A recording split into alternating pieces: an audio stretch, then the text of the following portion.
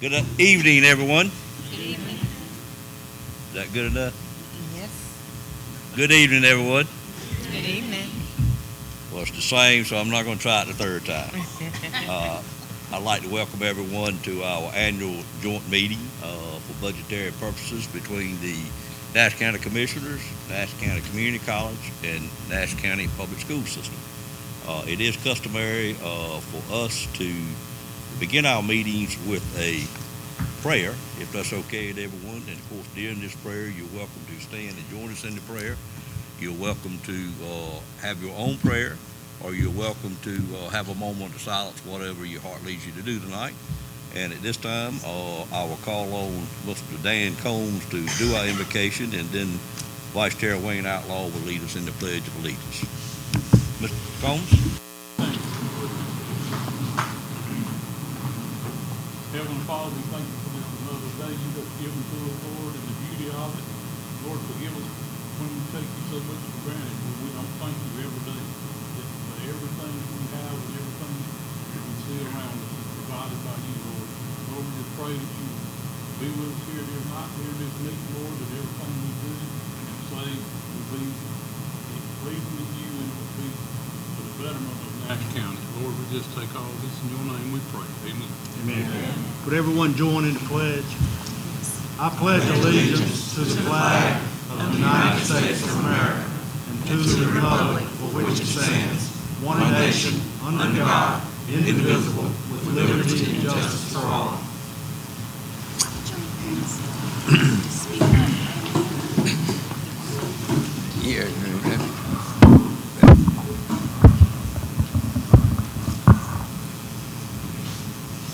Okay, this time I'd like to call the Nash County Board of Commissioners back to order, and I'll turn it over to Dr. Washington. Good evening, everyone. At this time, I'd like to call the Nash County Board of Education's joint meeting with the Nash County Commissioners to order. All right, and we're now on item number 5. It is budget presentation, of course, and we will begin this year with the Nash Community College, and they will be going, and then we'll have discussions and other opportunities to discuss their budget, and I'll turn it over to the president at this time. Good evening, sir. Thank you, sir. It's good to be here.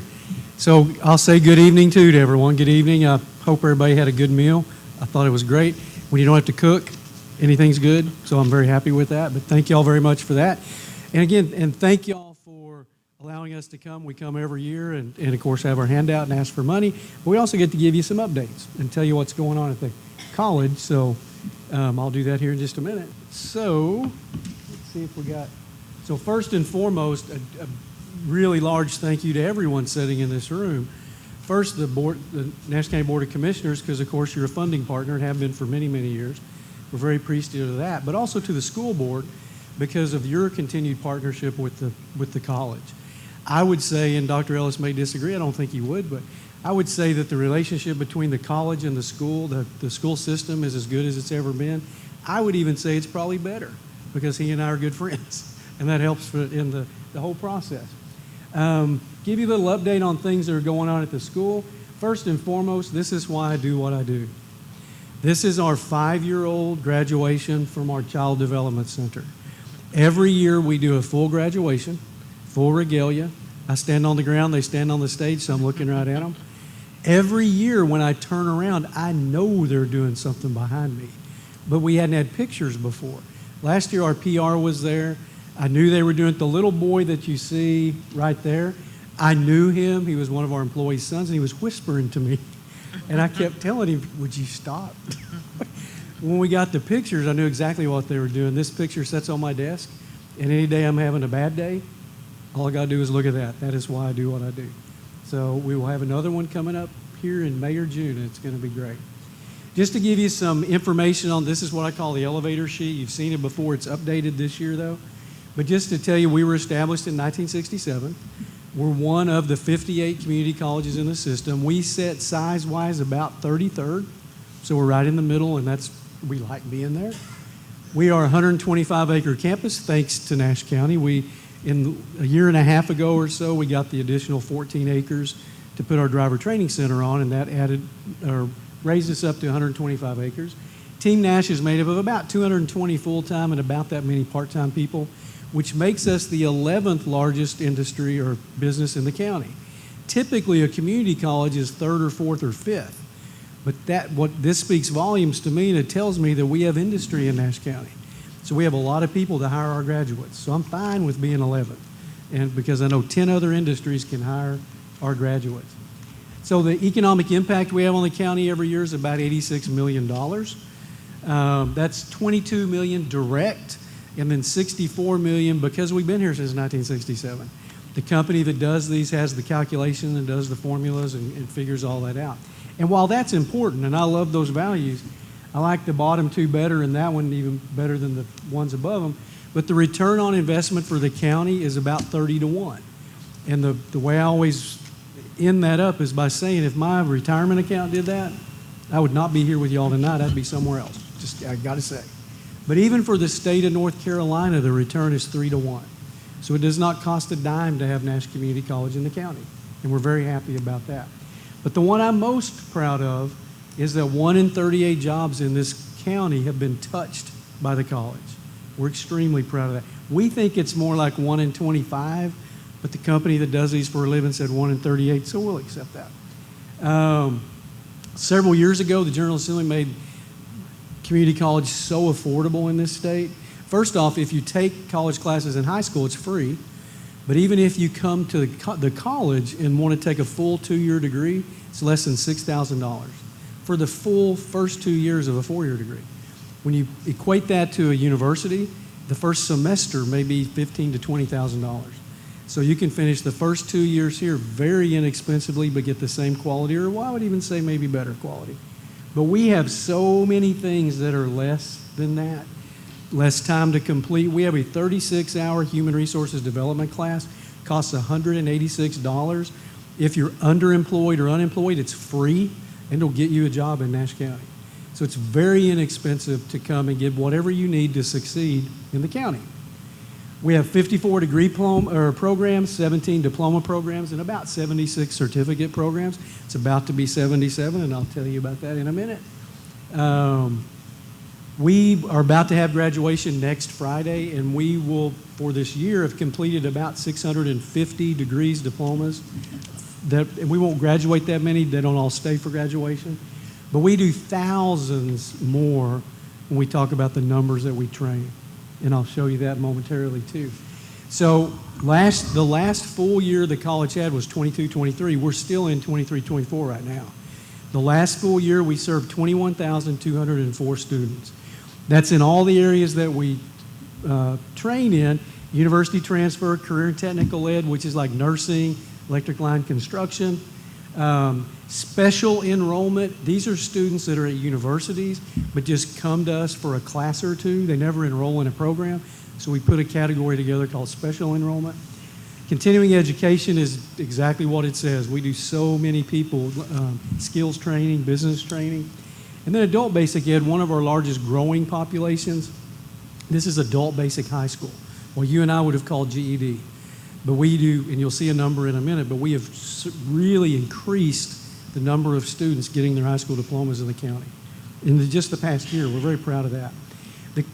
This year, we have 2 months left. We're already at 19,802. I don't know that we'll surpass 21,000, but we're going to be awful close, which is a large number of people to serve. And then the college as a whole serves about 70,000 people a year, almost 40,000 alone in Brown Auditorium. So it is the hub, the meeting center for Nash County, and we're very proud of that. So to break that 21,200 number down for you, if we look at continuing education, the largest thing we do, 61.5% of that number we're continuing ed. And that's anybody from Cummins coming to campus to train to a program I'm going to lay out for you here in a moment, but anything you think of continuing your education. Then we've got, again, the nursing, lineman, welding, career and technical ed programs like that. It's another 13.9%. University transfer makes up about 15% of what we do. And remember, community colleges started out as technical institutes or technical colleges. The university transfer was added later. So we're not We weren't put in place to send everybody to university. We were put in place to train skills. And that's what we continue to do. Basic skills, as I told you, is about 8%. That's 1,686 is up over 700 students this year. So we're very, very proud of that. That's adults getting high school equivalency. So we're very proud of that. And then the special enrollment makes up about 1.5%. The reason I like to show the numbers like this is because 75+% of what we do is to get for people to gain skills to go into the workplace. That's what we were established to do. So we're very happy about that. I don't want you to read all that. I had a person come into campus with me and they said, hey, I have 30 minutes. Can I tour your campus? And I'm like, sure. We certainly can. So we got in a golf cart and ran around the circle. That's about all we had time to do. And so after that, I made this slide just to show people when they say, hey, I have an hour, can I come by? Absolutely. What do you want to see? Well, I want to see the campus. That's what we do. We're Nash County's comprehensive community college, and there's not much that we don't do. So where we do what we do has expanded greatly in the last 4 years. So we had become really a campus-centric college where if you got to us, we'd make you successful. But we really hadn't ventured out in the county enough. So we've really undertaken a program in the last 4 years to get out in the county. Now, we've always taught digital literacy at the library. We've always done things around the county. But now we're pretty much everywhere with the exception of the northwest area up there. You know why we're not there? There's just not very many people that live up there. We're figuring out a way right now to work with Castelia and figure out getting the folks that are interested in that area, we get them to campus. But we're not opposed to working in any area that we can, but we've got our arms full with everything we're covering in the county presently. So just to give you an idea of some things going on that we think is great, that certainly involves the school board. We, for the fall of 2024, will have our Skills High School. I say ours, belongs to Dr. Ellis, but I've claimed Early College and City High since I got here. Early College is on our campus already. We'll be moving City High, the Skills High School, onto campus. One of the major reasons we're doing that, we're limited in the programs, the skills programs, we can take off campus. So we can't really take welding to City High. We can't really take culinary to City High. But if we have the kids on campus, then when they're finished with their Nash County Public School classes, their afternoons, their other periods are free to do basically any skill we have on campus. So if 2 want to do culinary, 4 want to do welding, that's going to be great opportunities for them. In order to make this work, though, we honestly don't have the room to do this yet. Dr. Ellis and I have talked about this for 4 years, making this happen. We pulled the trigger this year. In order to make this work and continue to grow City High, we've got to have an additional building. And so what we have asked, or what I have asked, at state and federal level both, is for some capital improvements. And so I show you both of them just to make a point about what would happen. Hard to read that, but it says Regional Workforce Development Center. That is one of the capital asks that I put to the state level. And what it is 8 5,000 square foot laboratories. Each has its own classroom. So if we get that built, that becomes City High. So we can grow it. Any innovative high school, an early college or a skills high school, can have up to 500 students, 100 per class level, and there are 5 class levels because we have a super senior year. Currently, our early colleges on campus runs about 420 or so students, so we're getting there. City High has about 78 to 90. We think if we get it to campus, I've told our delegates, our state delegates, you give me the building, in 3 years, City High will surpass the early college in growth. It is arguably, in my opinion, the most important of the two because it's going to be training kids for skills to go directly into the workforce. So the other building that would help us, and this went to a federal ask, is a new health sciences building.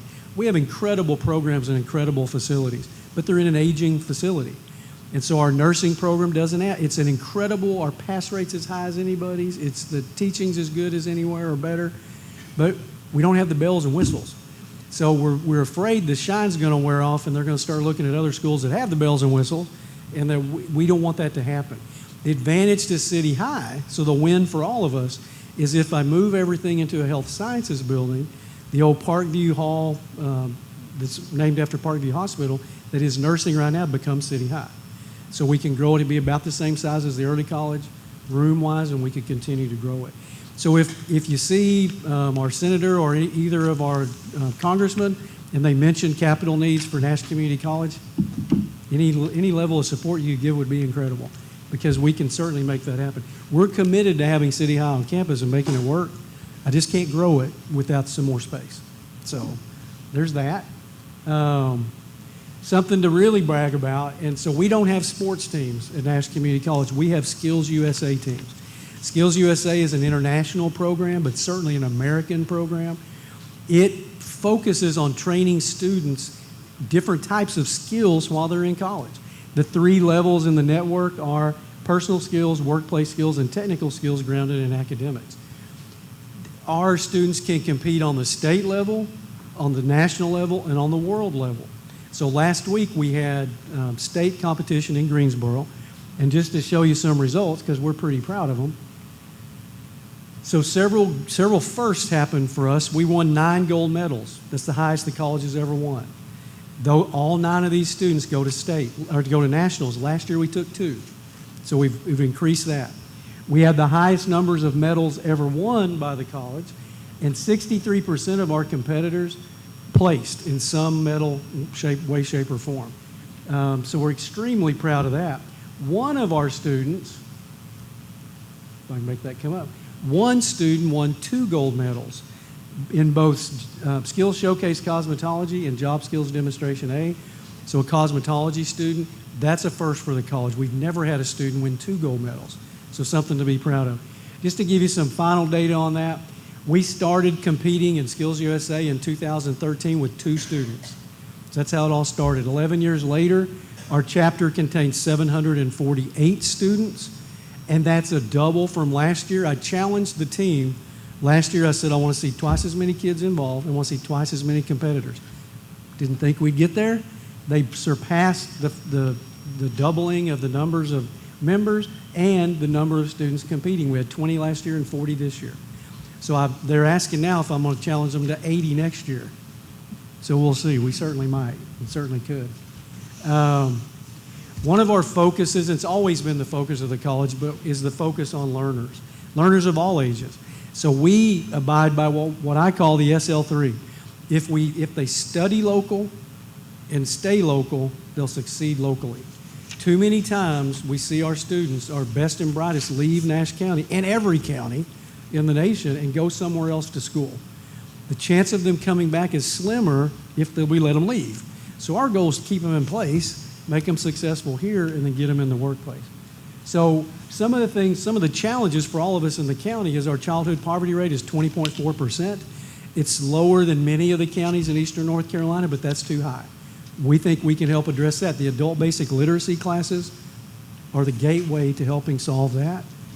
We have an opportunity youth. These are defined as by My Future NC as 16 to 24-year-olds that are not at work and not in school. If you're 16 to 24 and you're not at work and you're not at school, you're either doing nothing or you're doing something you shouldn't.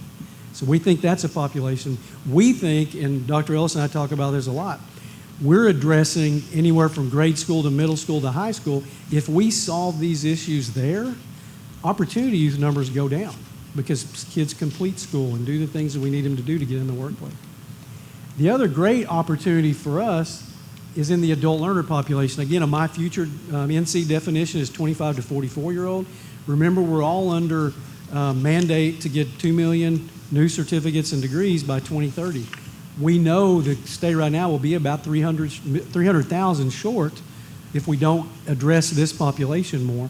I will tell you in Nash County, we're at 67%, and we think we'll be at 100% very quickly. So again, the community college is doing its part to make that happen. But we got 22,000 this age group in the county, 14,000 that do not have a credential, post-high school credential. If you're 40 in this age group, you've been working at Cummins for 20 years, you don't need one. But if you're 35 or younger and you don't have a credential of some type, you're probably not meeting your full potential. We want to help you do that. We're doing that by many different ways. I told you Career and College Promise is a free program for students to take classes while they're in high school. We also have the Early College and Skills High Schools, and of course in partnership with Nash County Public Schools, they are really the schools, but they're really mine. So Dr. Ellis and I just agree to disagree. We have the WIN Academy, which is that short-term training just post-graduation for high school students to get them into the workplace. We have 16 business partners that if these students finish this 3-week training, they will interview them. And so they're almost guaranteed a job, 3 weeks after they graduate from high school. And we gear this towards students that don't know what they want to do when they get out of college or out of high school. So we want to send everybody off that needs to go off to university and be the teachers, doctors, and lawyers, but the ones that want to stay around, we need to train them as well. We have something new you're going to start hearing a lot more about in concert, in partnership with the school system, the community college, and Wesleyan. So we have a program called the Nash County Education Network. This network, and this is incredible, there's a misconception that Wesleyan's too expensive to attend. This program, we're going to start with 10th grade parents and tell them if you sign up for the NCEN and you need a 4-year degree, and I'm a president that doesn't believe everybody needs a 4-year degree, but if you want to be a teacher, a doctor, a lawyer, you name it, you've got to have one. So if you sign up with us as a 10th grader, remember if you take classes while you're in high school, they're free. If you came to me and never took a class, it's less than $6,000. We're going to guarantee these families you can get a 4-year degree in this county for less than $20,000. It's literally going to be closer to 15, but we rounded up because there's incidentals.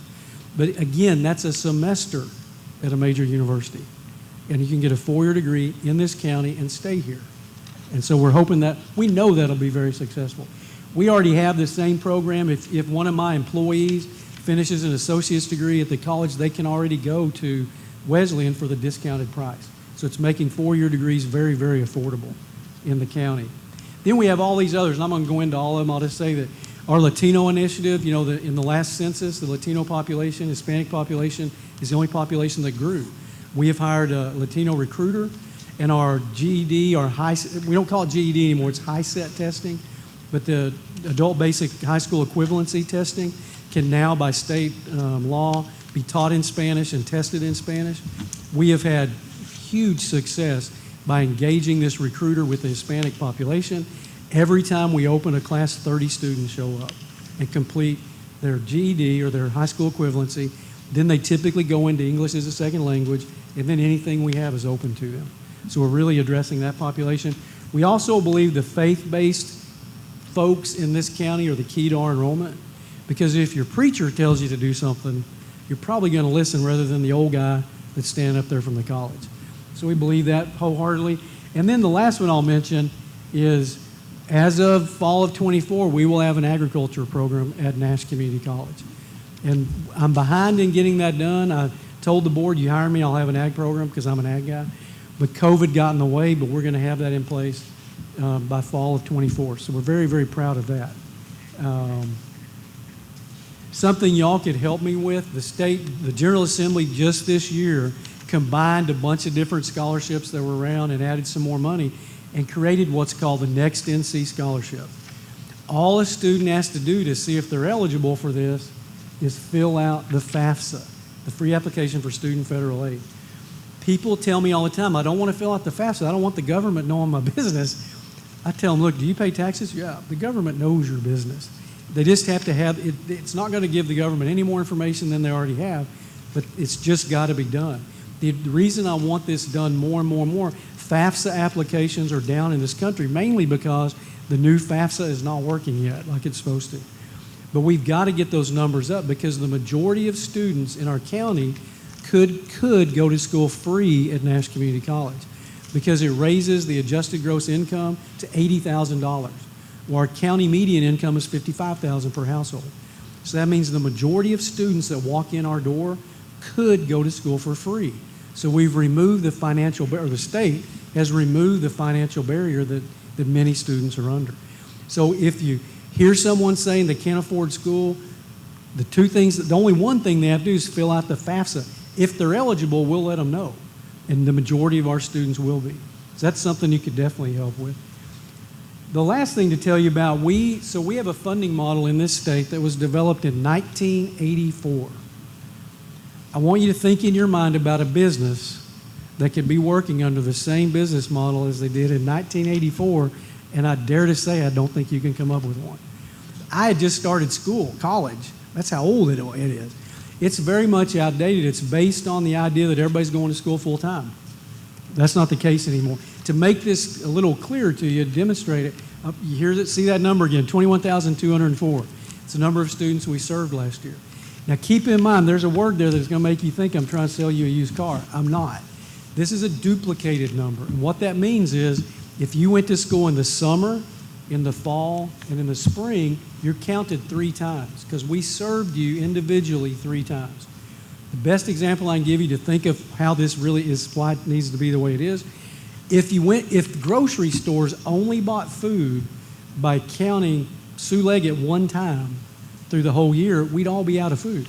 I go at least 52 times a year, and I go more if I got an ice cream craving or something. So let's say I go 56 times a year. They've got to serve me 56 times a year. McDonald's says they serve 1 billion every year. They don't serve 1 billion every year. They serve Chris 10 times, me 10 times, whoever.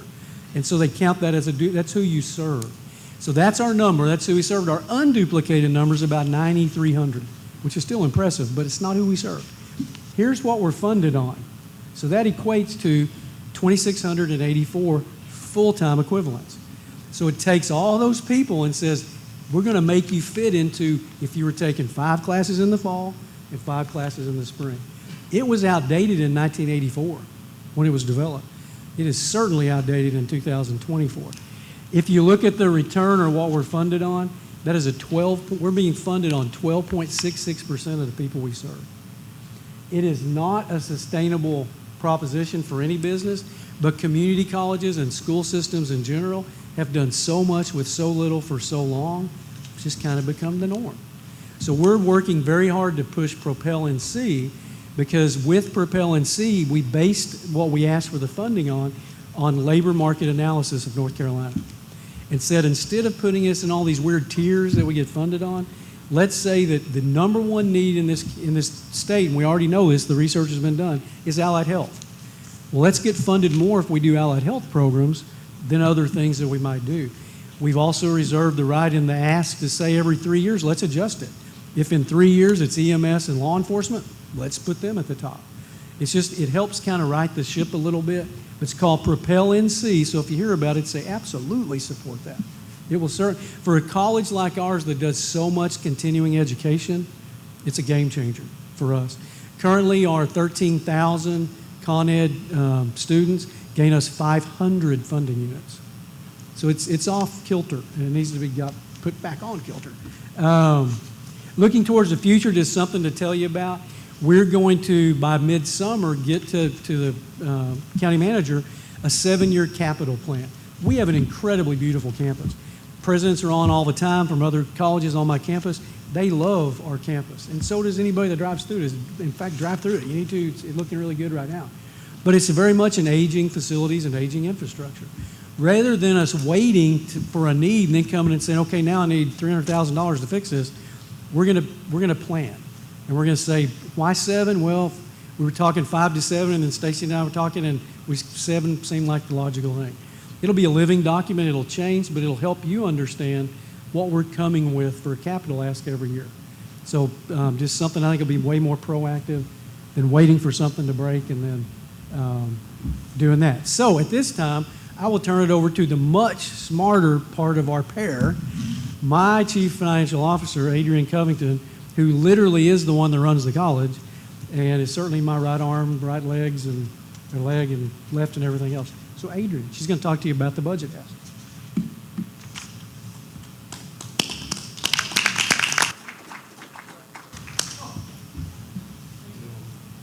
Hi, good evening. Just want to give you a couple of updates on some campus projects. This is our Braswell Veterinary Medical Technology Building, and this is the photo that I showed at this meeting last year. And here's where we are today. So we're very excited to be moving into this new facility, and we actually have our ribbon cutting ceremony this Friday for that facility. As Dr. Honeycutt mentioned earlier, the Driver Training Center broke ground on that, and so as you see, they're moving dirt, and we should be in that facility in August. So another exciting project coming. All right, so you have a budget packet at each one of your places, and I'm just going to go through. This is just a summary comparison of our current year budget versus our budget request for this year. And as you see, we're asking for an 8% increase in total operating and capital. So a total budget request for the upcoming fiscal year of $3,189,521.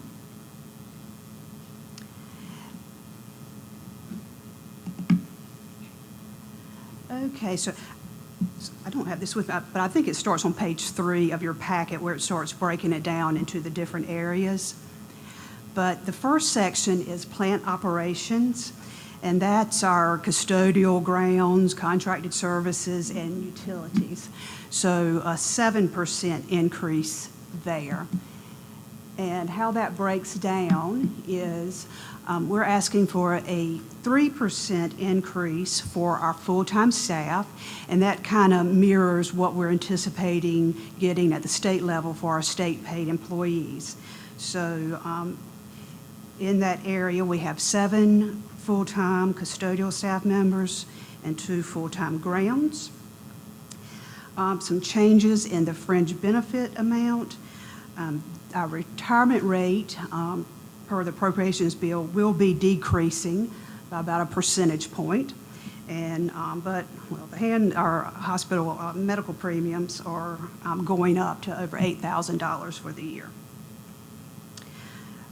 Other salary is a 1% ask increase for our part-time staff, and that represents 11 custodial positions and 1 grounds.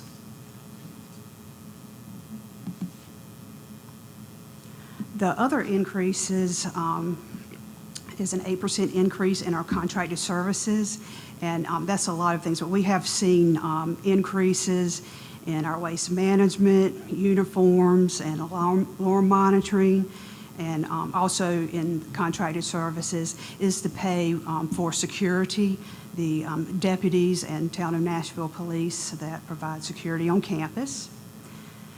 A 4% increase in custodial supplies, and then 8% increase, expected increase in our utilities, so electricity, heating, gas, so forth. And that increase does include the new areas that we're moving into on campus, the driver training facility and the vet tech. The next section is plant maintenance. And this is our maintenance salaries and so forth, more of the bricks and mortar of our budget. So an 8% increase in that line item. So again, as I mentioned in the other section, a 3% increase for our full-time staff in this area, and that's 1 director of facilities and 5 maintenance techs. And again, same fringe benefit changes. And the other increases there is a 3% increase in our facility repairs and supplies line item, and a 5% increase in contracted services, and that represents our elevator maintenance and so forth, fire extinguishers.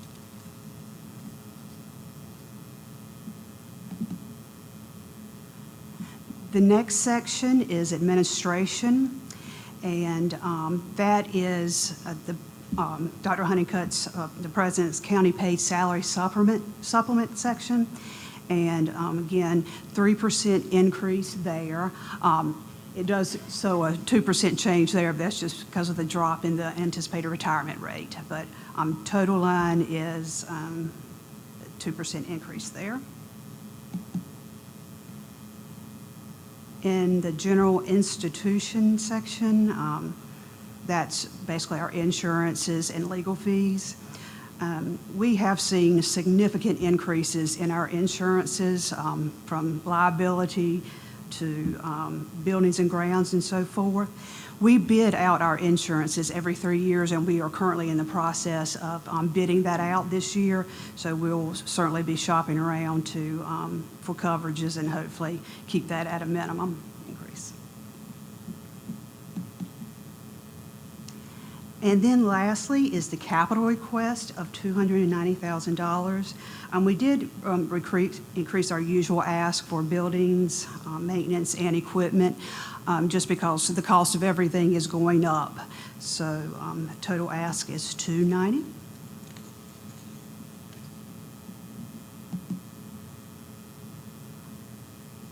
And then lastly, again, just in summary, an 8% increase over current budget amounts for the budget request, $3,189,521.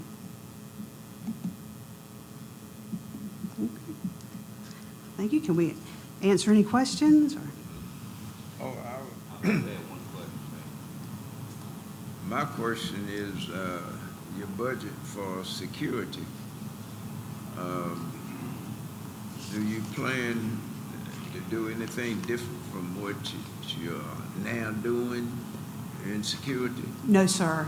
The rate remains the same, and we'll continue with deputies and Town of Nashville, police officers. Proper security at the school now? No, sir. You don't?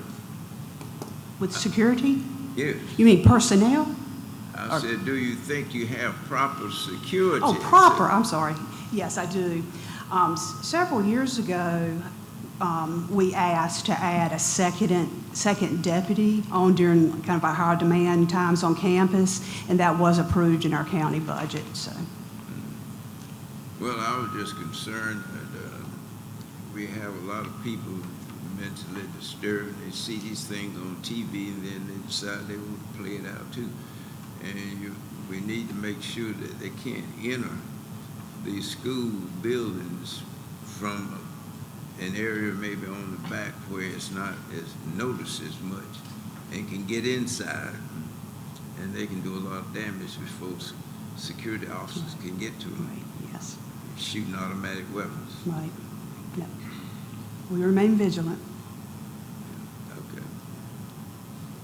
It's one we need to stay on top of. Absolutely.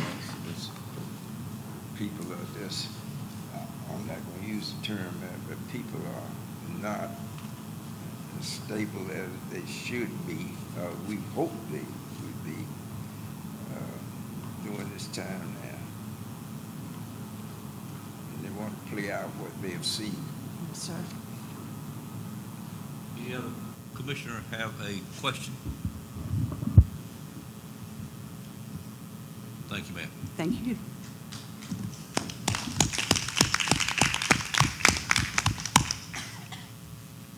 Dr. Honeycutt, did you have anything else you wish to present? No, sir, that's it. Okay. Were any questions from commissioners of Dr. Honeycutt? All right, it now has on here a break. Does anybody wish to take a break, or do we wish to keep moving on? I prefer to keep moving on if that's okay with everybody. All right, at this time then, I will turn it over to Dr. Washington to begin the public school presentation. All right, and at this time, we'll call on Dr. Stephen Ellis to present.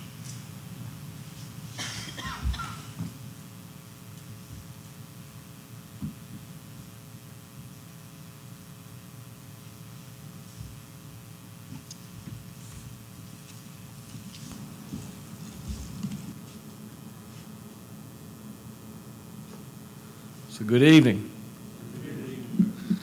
So tonight we gather to discuss our educational budget for 24-25. But first, I just want to thank the school board, county commissioners, and before Lou Honeycutt leaves, Nash Community College for their ongoing support. We could not do this without you, and we just appreciate it. Your presence here tonight shows your commitment to our students and staff.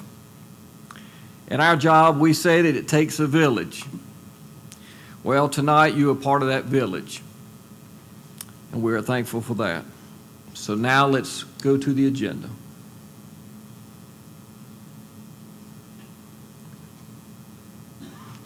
So our agenda tonight, first the welcome.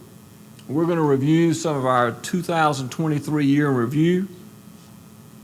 Then we're going to go to the proposed budget, go into request. If there's any questions after that, please feel free to ask. 2023 year in review. So usually we come up here with budgets, how much money we need, all this kind of stuff. We need to make sure we celebrate tonight because what your money did do this year, or it was this year, was we are now out of low performing. And that was a decade of low performance of a school system. And I would like to congratulate my staff over here because we are no longer a low performing school district.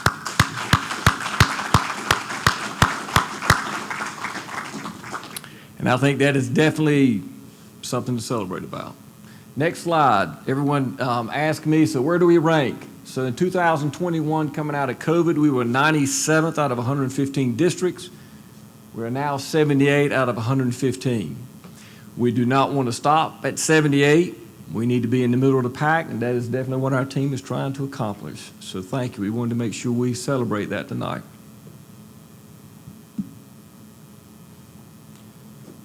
So Ms. Miller is not here tonight for completed projects. She is at a cafeteria banquet, so I will do these slides.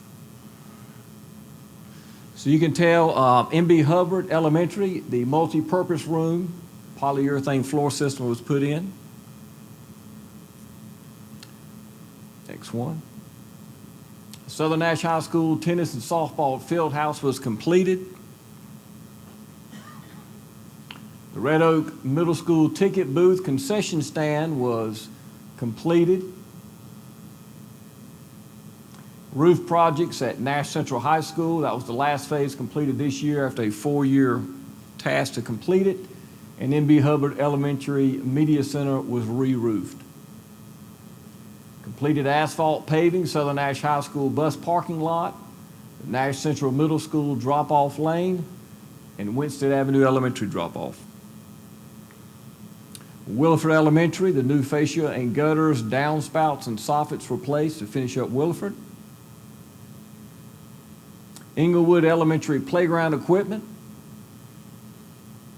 Completed HVAC LED lights and ceiling tiles. This is at Nashville Elementary and Spring Hope hallway in the Media Center.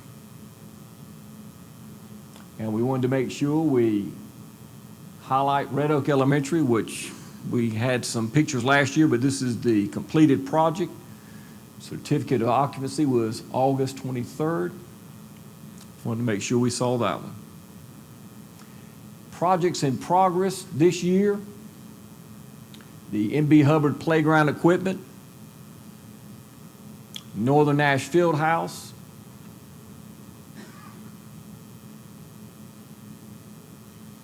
And under our new demerger projects, we have started with the Edwards Elementary restroom upgrades, Nita Williford office dividers and pre-K upgrades, and Rocky Mountain Middle School restroom upgrades. Other projects on the Rocky Mountain Middle School 400 and 500 hall, we have redone those halls, upgrade paints, lights, and ceiling tiles, and Williford carpet upgrades throughout the building. This is the additional parking at Williford Elementary. And the next slides will be by Dr. Leondis Farrow.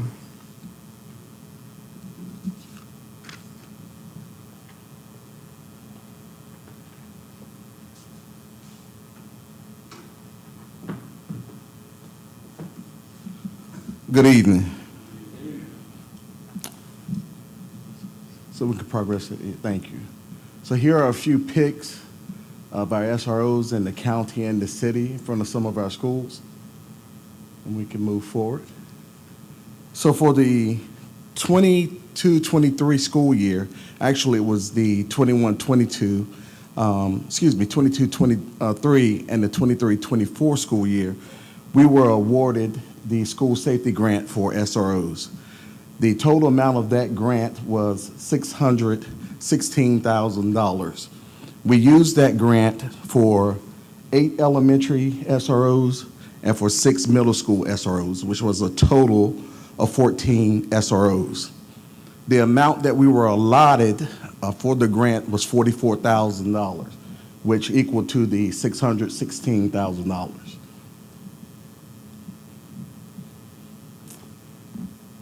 So here we are with my Evolved Weapon Detection System, some pictures in some of our schools.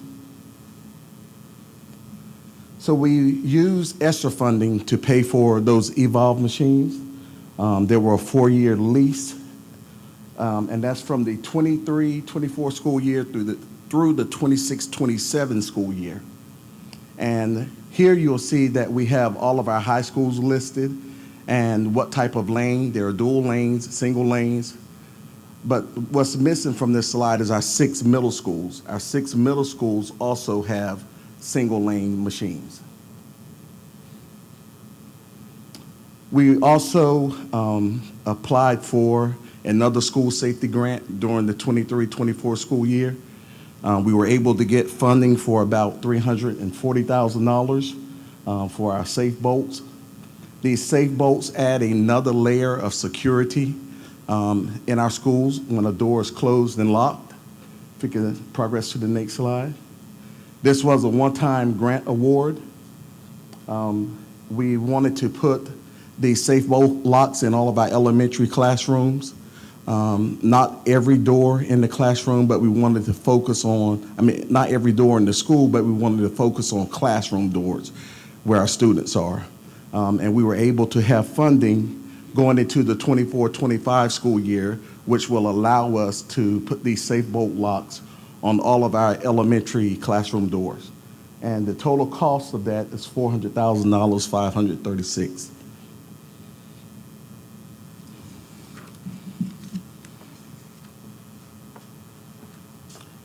So at this time, Ms. Sanders will come and present the district budget. We've been dealing with something called a demerger. I think you might know about it.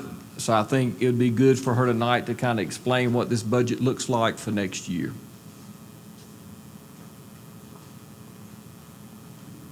Good evening. All right. So what you guys see before you this morning, this afternoon, this is what our budget will look like if and when EdgeCom no longer gives us an appropriation, right? So this $24 million that we are accustomed to is now going to be reduced down to $21 million, which is roughly a 10% cut to the local budget. And while, yes, those the funding is by student per pupil, when it comes to our local expenses, you can't really tie that by student. So, Tremaine, if you can go ahead.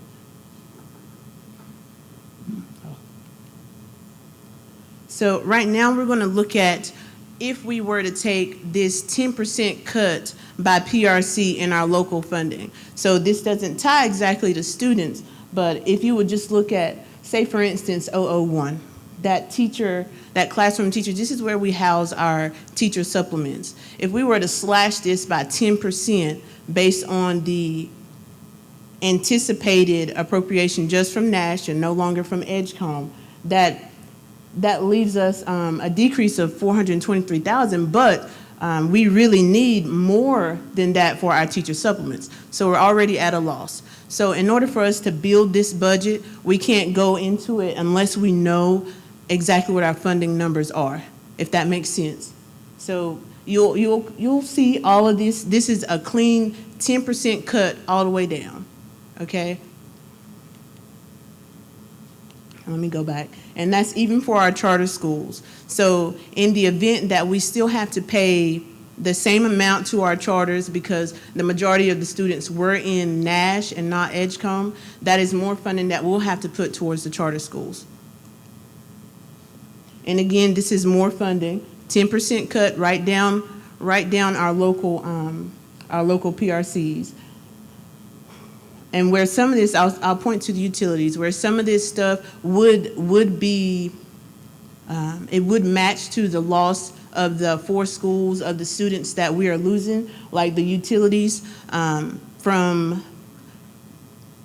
From the research, it says that the utilities don't intend on increasing in 2024, which is this year, which will start next year. So for the 4 schools that we're losing, $354,000 was the amount that they would spend on utilities, right? So that cut there would make sense, but in some of the other areas, it's not going to make up for it. So this is the rest of the local budget categorized. And you see at the bottom end is a $2.2 million decrease to our local funding.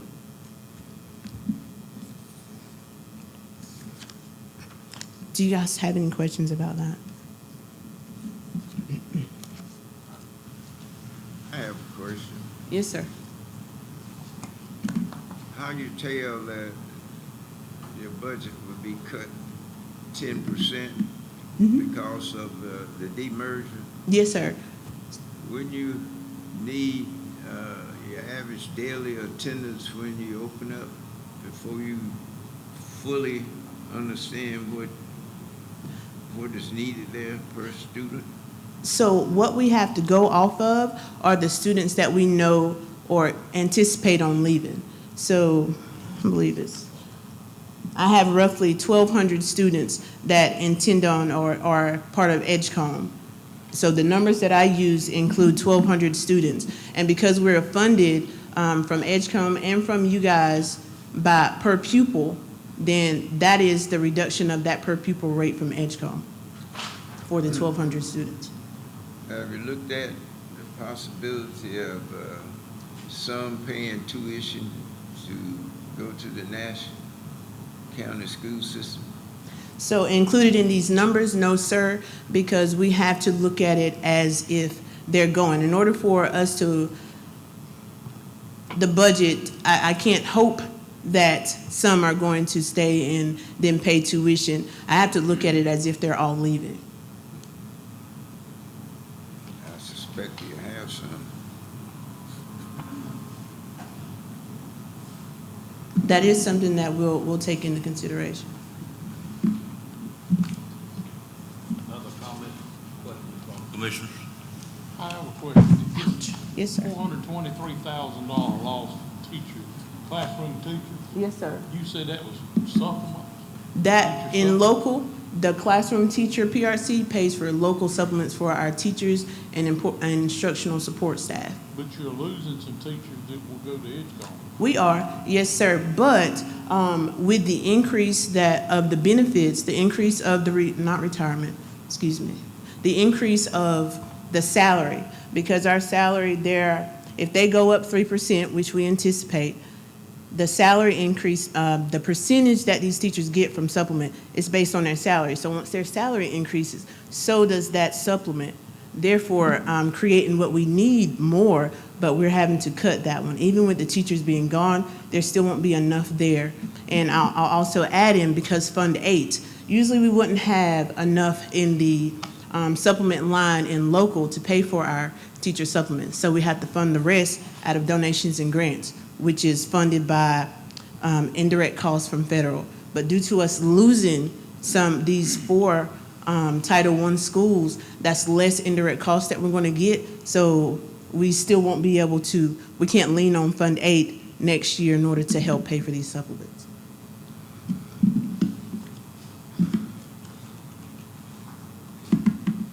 Other questions? I always call it teachers are allotments. Some of this other money is dollar allotments. So it's a big difference in our world. So what we have is our 2024 request. And we've broken it down by employees, technology. We want to kind of go over the demerger impact when it comes to federal, state money, ESSER money, and then we're going to discuss school safety. Ms. Wallace.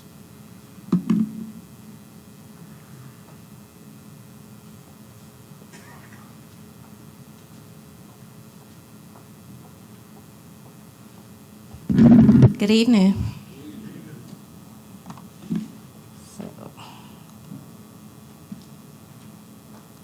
Okay, so I'm going to pick up where Ms. Sanders left off and just speak to you a little bit about the increases. This has already been shared with you as well by the finance officer at Nash Community College. So this is a first in many, many years, whereas the retirement rates will actually go down about a percentage point.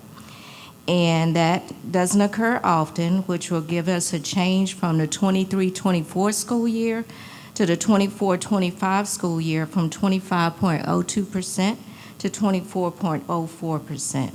Hospitalization, that costs, the employer's portion will increase, and currently is $75.57.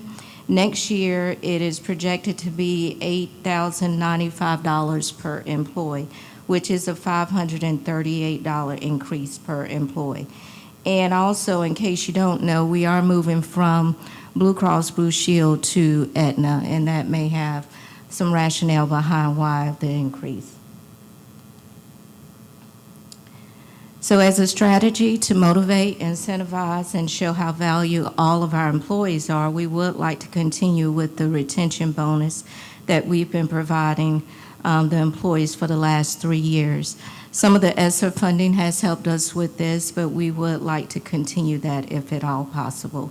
This is for all part-time and full-time employees that remain in the district the entire 24-25 school year.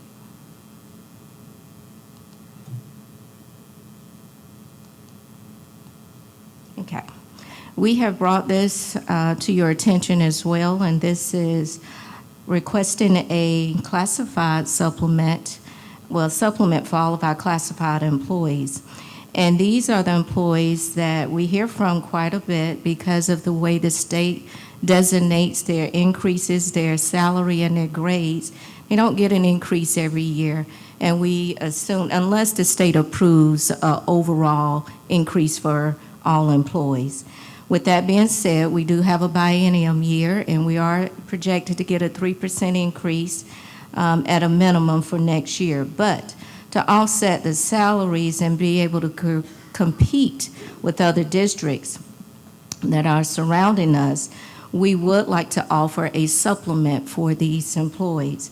They include bus drivers, monitors, child nutrition, clerical, maintenance, teacher assistant, and transportation.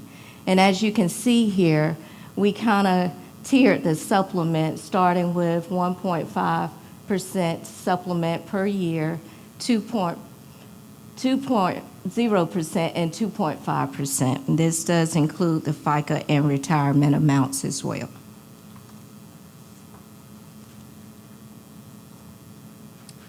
We're also requesting a supplement increase for our teachers. And again, this is a means for us to be able to compete with surrounding districts. And as you can see, the teachers, the amount with the 3% projected increase, we also tiered this for you. If we were to get a 1% increase, 1.5 or 2% increase, it kind of itemizes what each group would get and what the total amounts would look like. Right now, our teachers are at 11%, 11.5%, and 12%.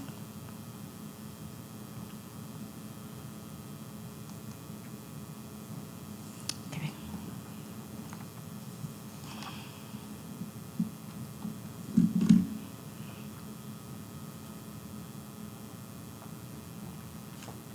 Good evening. I'm here tonight to share some brief information about our device refresh plan. And as it stands right now, it has been about 4 years since we developed this plan.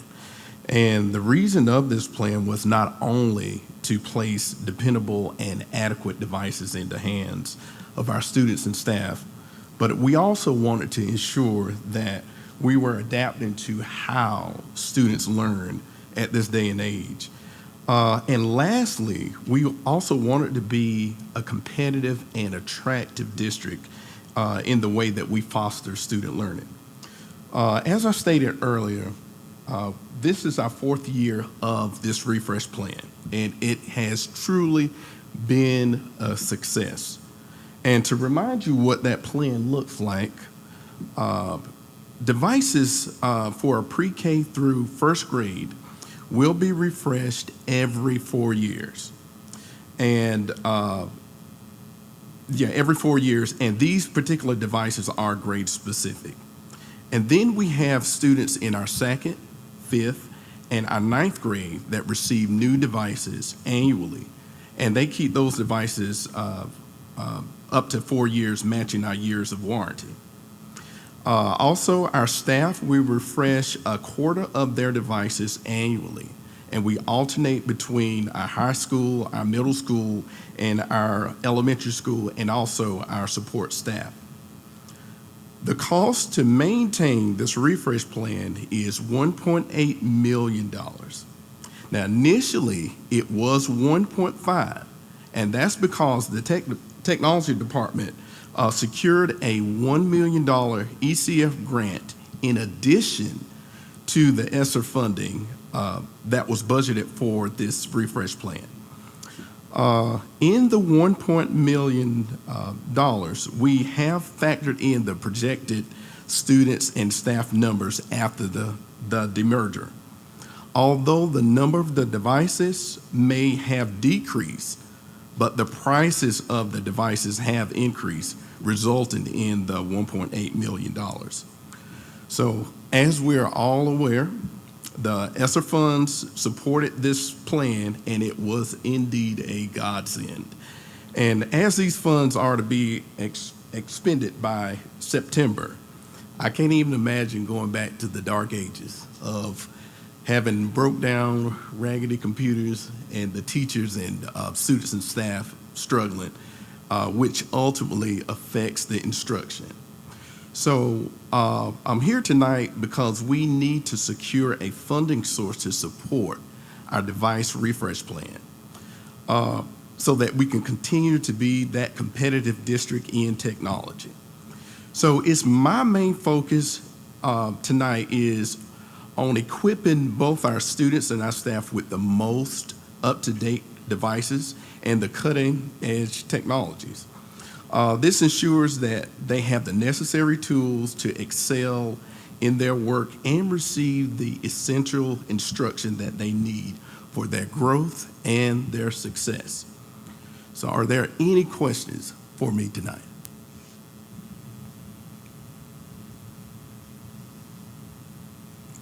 All right.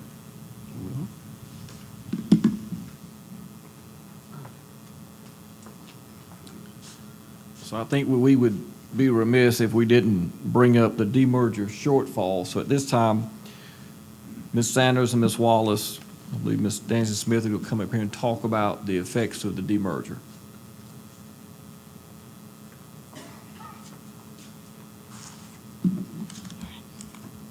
Demerger fund. All right. So in state, as you know, a lot of the state formulas are allotted by ADM. If we look at some of the main PRCs in state outside, now this cost is outside of the 4 schools, right? So this number that you see before you is with the 4 schools already taken out and the funding that's going to follow them, gone with them. But on top of that, we stand to lose the amounts that you see. For our central office administration, we intend on losing over $100,000. Let's see. One of the most important ones here is that at-risk students down at the bottom there, 432,000 that we intend on losing, even beyond what we paid for the 4 schools out of 069. So 069 houses our SROs and assistant principals, but it is funded based on ADM. So it's funded $100 per child per regular student throughout the district, but it's then funded $500 per Title I student. And the Title I students in the 4 schools that we're losing, they're all Title I. So even though we don't spend all of this money in 69 on those 4 schools, and we've already taken out every cost that we had from the 4 schools from 069, but for the rest of the district that it still remains, we have to cut $432,000 because of those students leaving. I hope that makes sense. our anticipated federal loss, and this is just of the 3 PRCs that you see before you, PRC 050, 060, and 105. Title I, 050, they allot the schools based on parental involvement, and then Title I, they get $535 per student. With those students leaving, that's the loss that you see. It's a total of $1,042,000, okay? And then the CIS, the 105 funds, also based on the student enrollment of those schools, you're gonna lose $720,000. And then our EC students that we're losing is roughly $300,000. So a total of about $2 million lost from Title I and other federal funds. And just keep in mind that these are just 3 of many federal PRCs that are going to be reduced, but these are the main ones.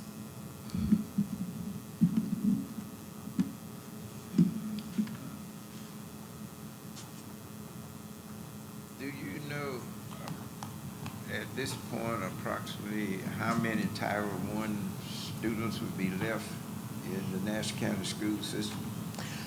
I can't tell you how many will be left, but I do know of the 4 schools that we were losing, all of those students, all the students of those 4 schools were Title I, but there are some of them that are in Nash. So no, sir, I do not have that exact number for you.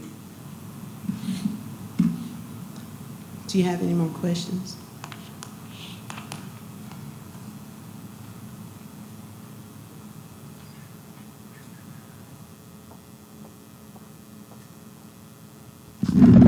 Okay, good evening again. As you know, ESSER is going away, and it has been wonderful as long as it has lasted. But I do want to just highlight a few of the areas that we were able to support using those ESSER funding for the last 3 years. First of all, is technology, and Mr. McQueen has already explained to you about what those funds actually covered. We also had intensive summer programming that we believe were vital in helping support us with coming out of low performing.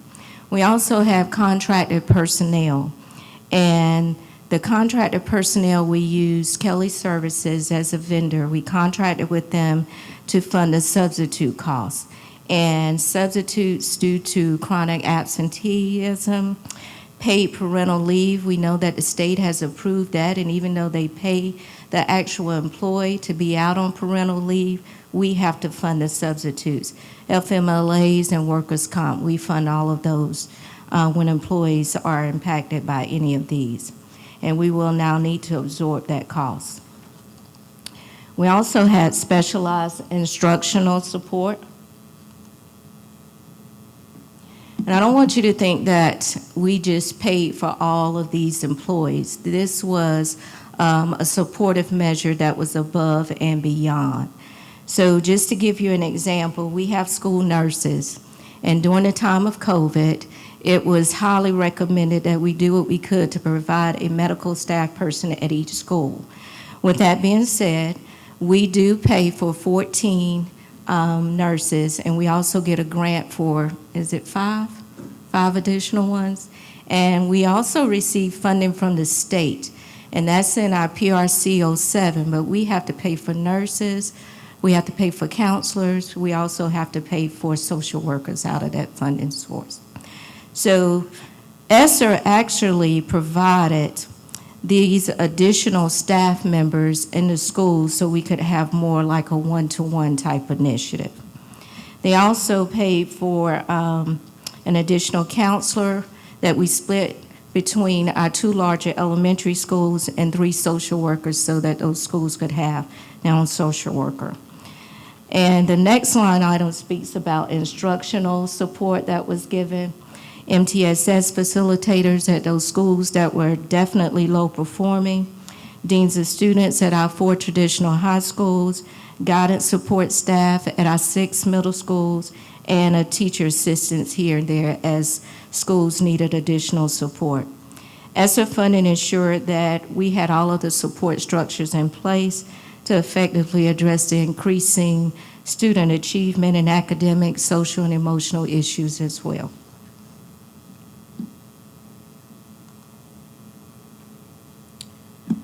So as we transition out of ESSER, and it does in July of this year, we have kind of like an estimate of a dollar amount for technology, 1.7, contracted substitutes, roughly 2 million, but it won't be as much because as we have vacancies, we also use subs so that we'd have some holes to place some of our staff members in to hopefully avoid the rift. And summer programs, roughly 668,000, and MTSS facilitators and instructional support was roughly 700,000. Any questions? Social workers at every school, are they moved from one school to the other? They're normally shared. They're paired, but in ESSER, we were able to fund it so that each school could have that support. See, like me, it would be better if they had a social worker that stayed at the same school all day. It would be nice if we could afford it. Any other questions? Okay. No, this is you.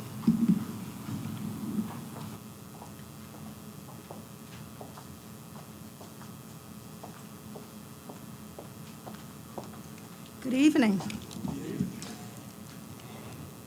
Dr. Ellis enthusiastically shared that after 10 years, the district has exited low performance status. This did not happen by happenstance, but it was intentionality. That included ensuring that all students had access to a strong curriculum with evidence-based core instructional resources. And ESSER money helped us with that. For the first time, federal funding was used to purchase core resources for all students pre-K through grade 13, and it was not considered supplanted. Federal funding is normally used to supplement the core curriculum, but only in schools that are designated as Title I schools.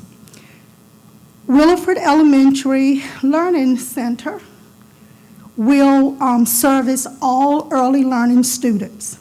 So currently, preschool students are not calculated in our student ADM. So what does this mean? State funding will not be allocated to Williford Early Learning Center because it will not have any school-age students. So what is the fiscal impact? Textbook adoptions, $442,641, and that would support secondary math. And if you are keeping up with legislation, we are struggling in middle grades math, specifically 8th grade. Early Learning Center, $231,840, with a grand total of $674,481. Are there any questions?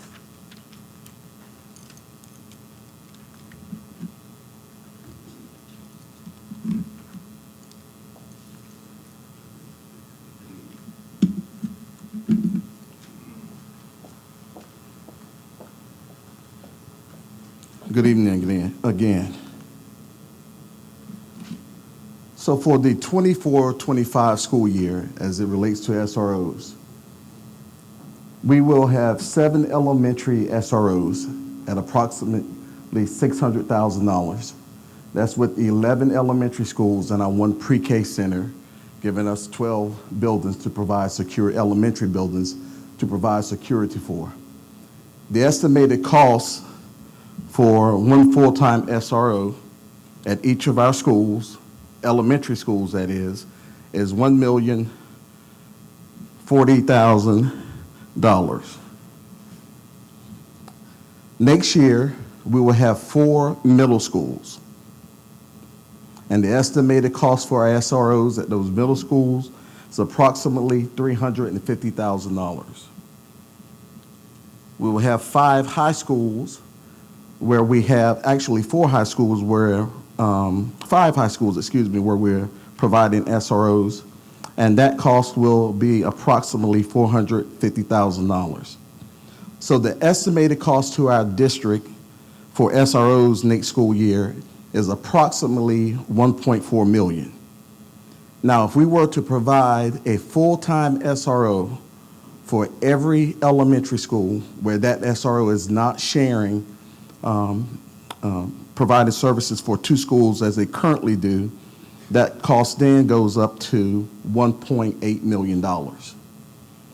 The important thing to understand about this is that the Safe School Grant that we currently had for the 22-23 school year, the 23-24 school year sunsets in June of this year. So we are not guaranteed any school grant funding for SROs for next school year. We're going to apply for the grant, but it does not mean that we're going to get any funding, and it certainly does not mean that we will get the $616,000 that we have received the past 2 school years. The only funding that we are guaranteed is the $58,480 that the state allocates per high school. We have 7 high schools, and when you multiply that by 7, the number is $409,360. So if you look at that number, and we're talking about the $1.4 million, you can see that we are in a deficit.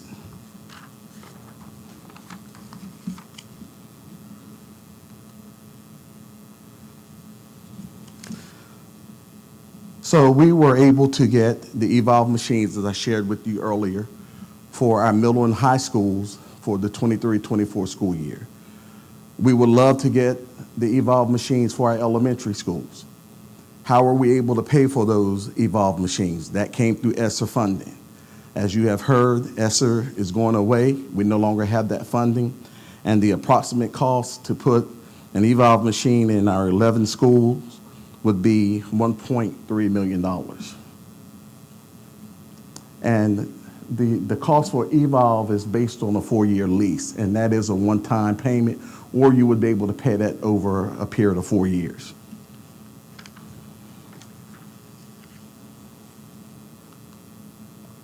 You heard me say earlier about the Safe Bolt classroom locks, that we are putting those in our elementary schools for the 24-25 school year. We also would love to put them in our middle and high schools. The approximate cost to do so would be about $500,000. But again, we use a school safety grant to purchase those. And this year, the 24-25 school year, our focus for the school safety grant is on SROs.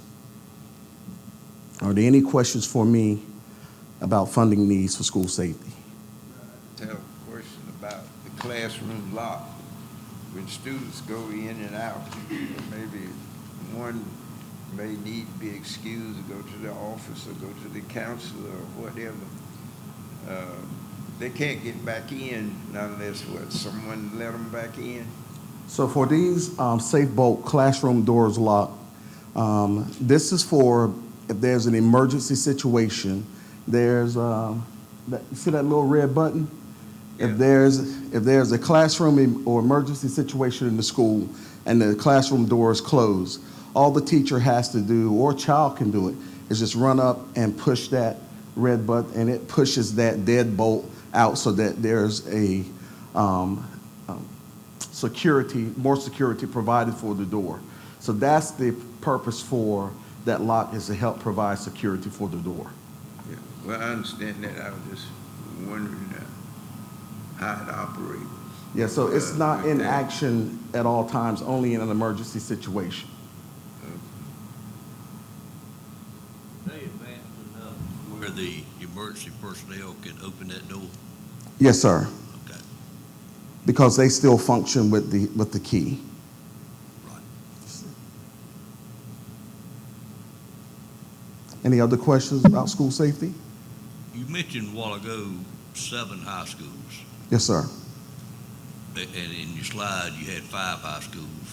So So our, you added yes, sir.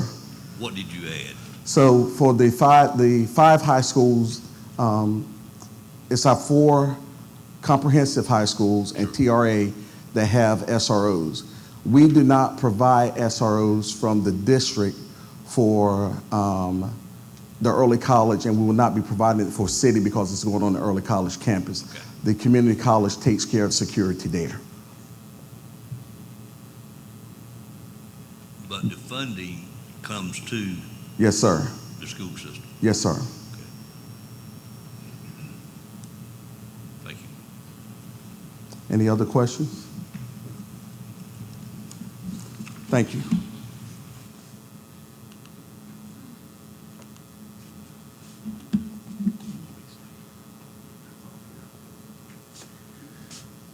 So in closing, what you have is a total request up here, starting with teacher supplements, retention bonus, classified, technology refresh, and the school safety one is a big one. But as Dr. Farrow spoke about, it depends on what we're going to get, if it's going to be elementary full-time SROs, if we're going to get the grants that the state provided a few years, so we don't know. Is that how I can put it, Dr. Farrow? So there are a lot of what-ifs and unknowns when it comes to this money sunsetting next year. So that's why I would put in a figure like that up there. And our pre-K instruction, which was instructional resources, $231,000. So that concludes our presentation. Are there any questions from my group?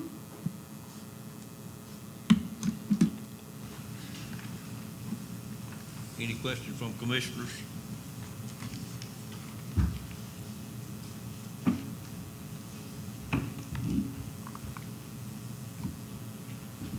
Dr. Ellis, could one of you explain the charter school loss a little bit?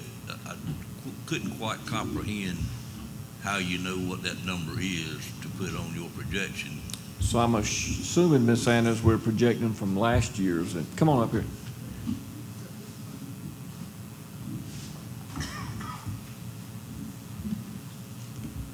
Let me go to the slide.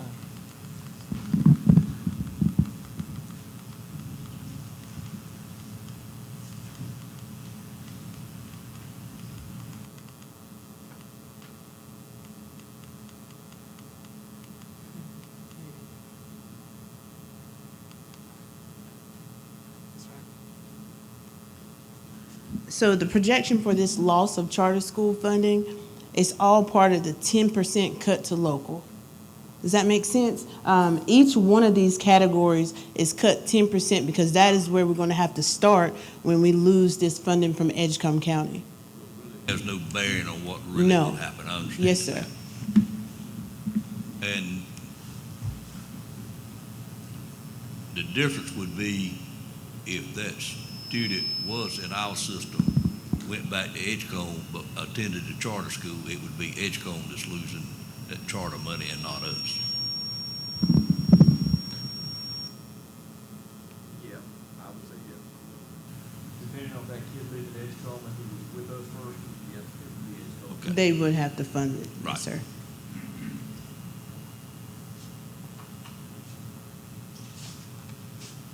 Any other questions from commissioners on the budget presentation?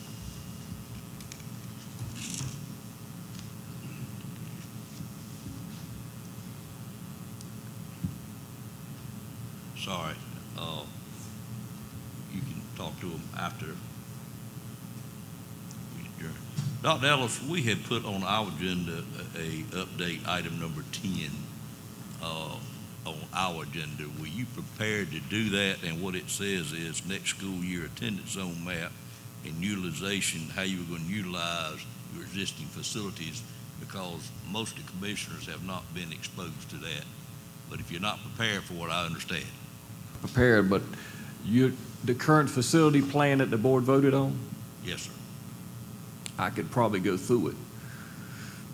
I think they would like for you to briefly go through that. Okay. Because some of them have not If I heard miss that at something, all. you all let me know. So Edwards Elementary, I'll start with that. Edwards Middle School will now house Edwards Elementary.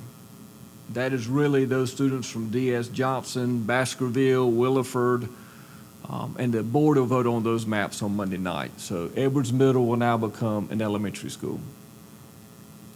Rocky Mount Middle will be taking the Edwards Middle School students that previously were at Edwards.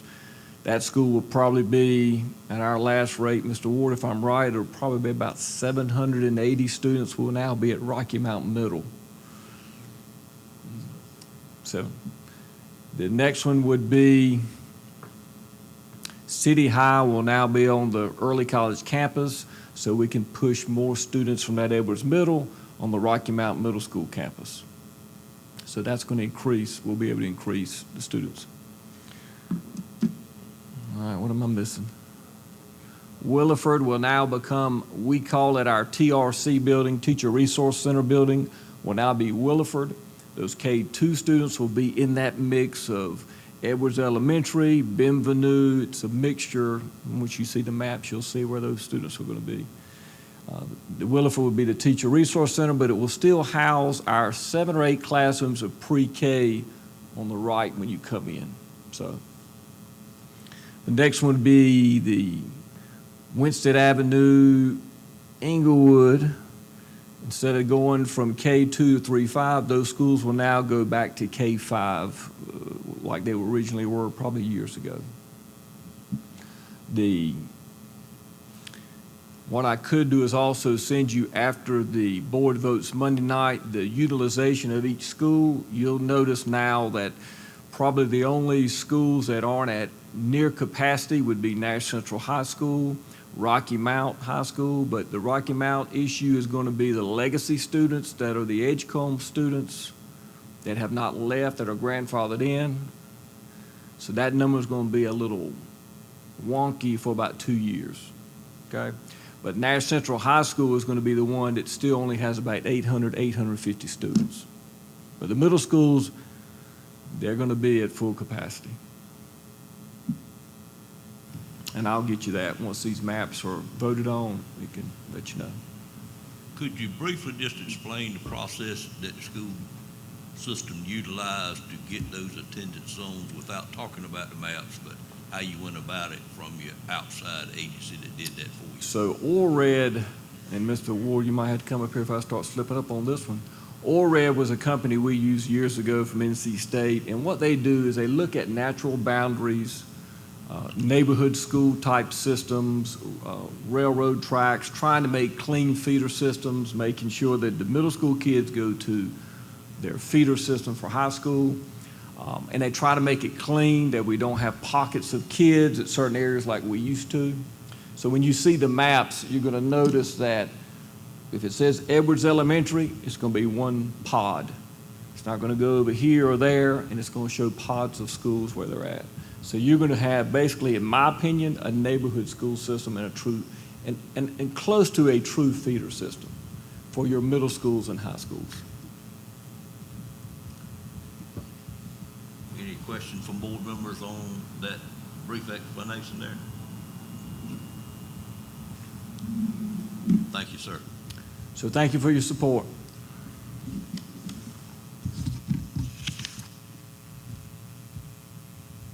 It is now on item number 11, which is any other discussion that anyone in the room has on the mind. Commissioners, anything else you wish to talk about at this point in time?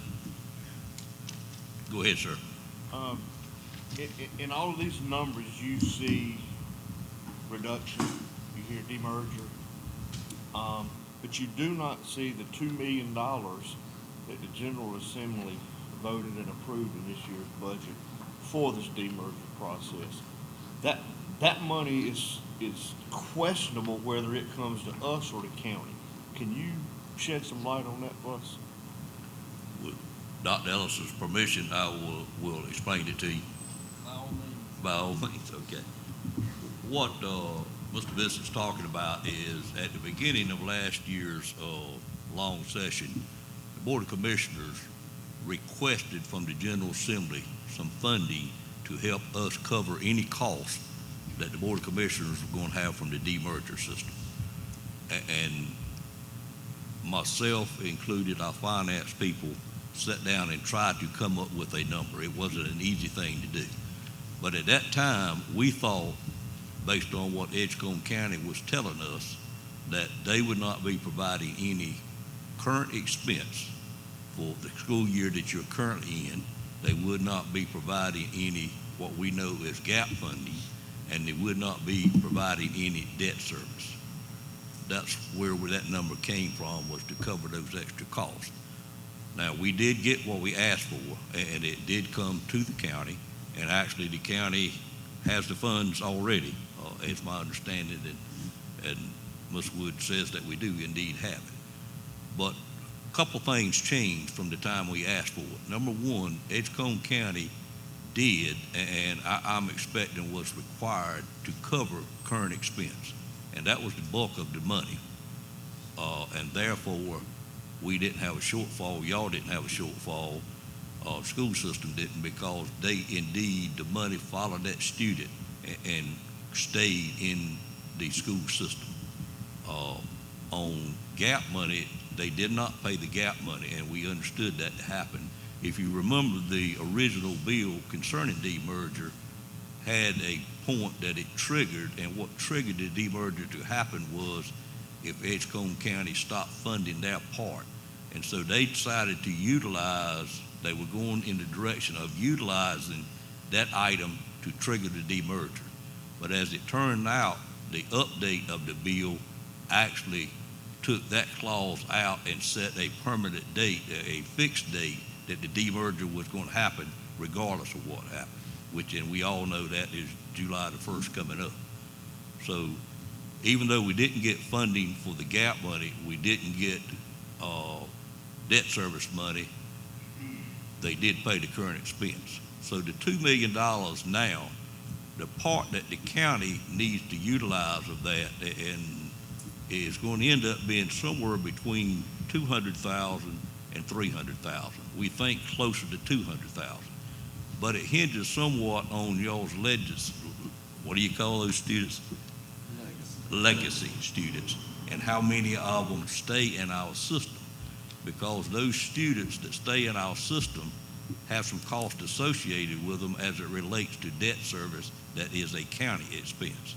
So that's what that money was originally set up for, was to cover any loss that we would have.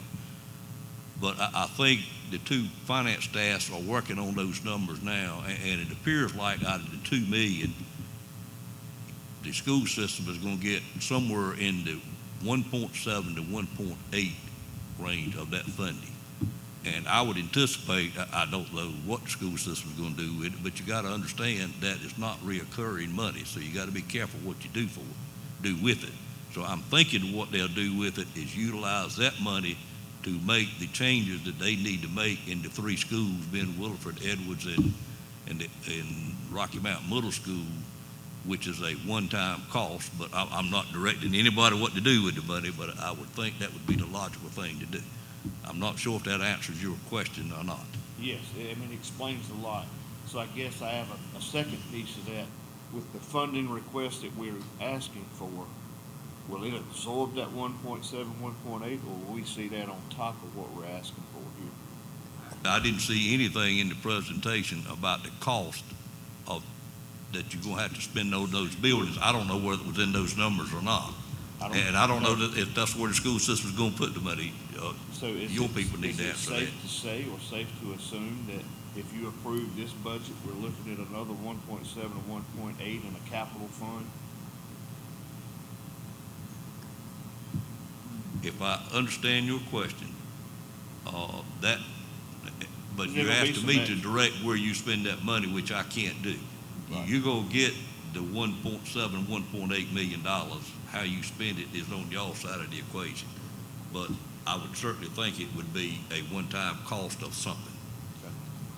Dr. Ellis, do you want to Correct. elaborate where you're going to spend the money? It's not in the budget presentation because it's not a reoccurring. It's just one-time hit.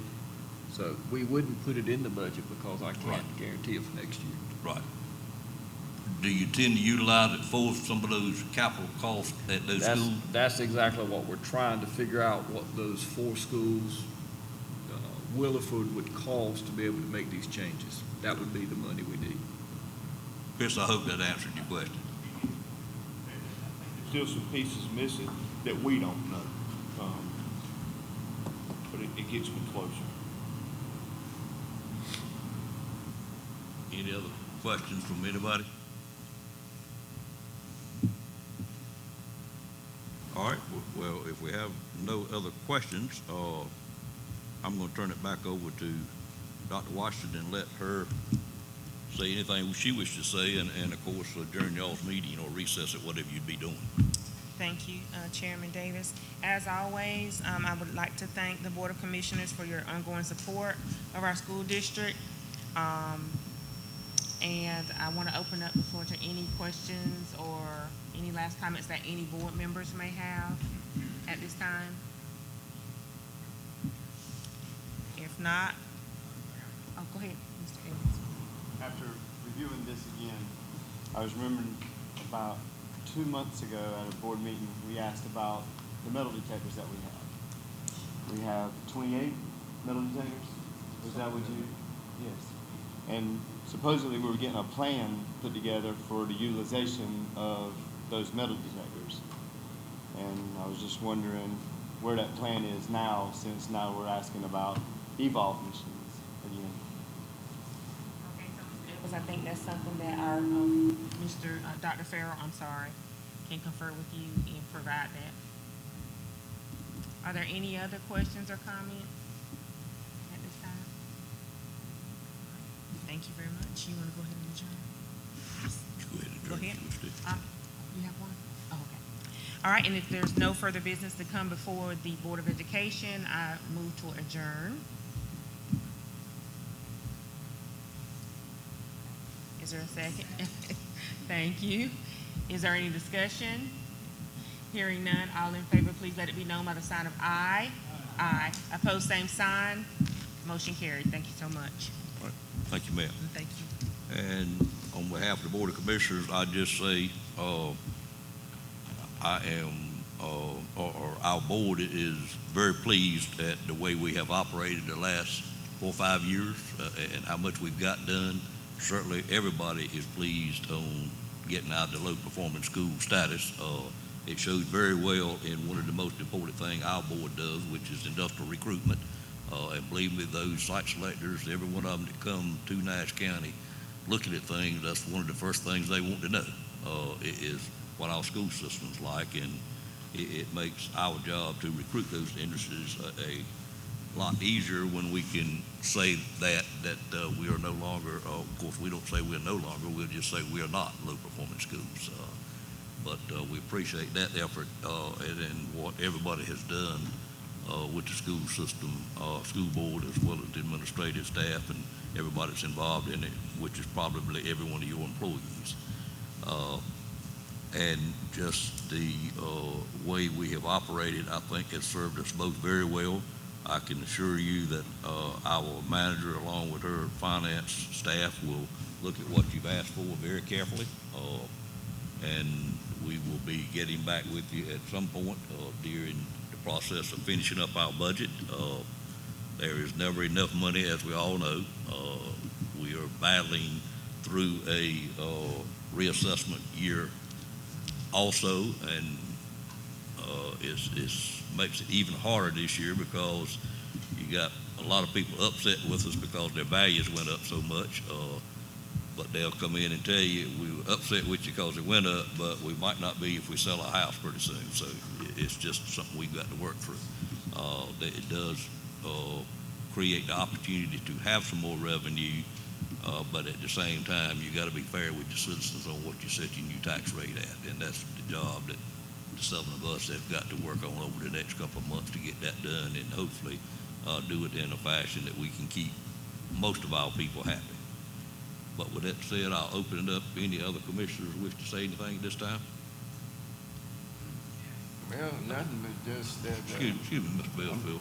Go ahead, Ms. I Wood. just wanted to say, and I know they have adjourned the school board, but I would make a request of our staff. I would like to know what happened to those metal detectors that Dean Edwards asked about, aside from the evolve. So when they find an answer, I would like to know.